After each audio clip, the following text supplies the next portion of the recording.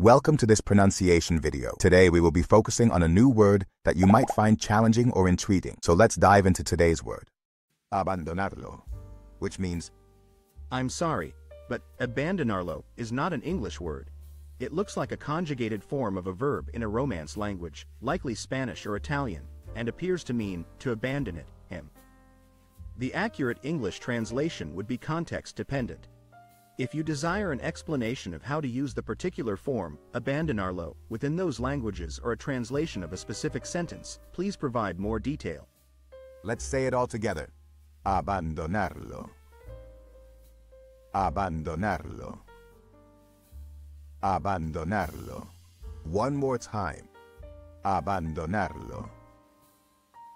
Abandonarlo. Abandonarlo. Thank you for joining us on this adventure in pronunciation. Remember, language is a journey, not a destination. Keep exploring, experimenting, and expanding your linguistic horizons. We'll see you next time.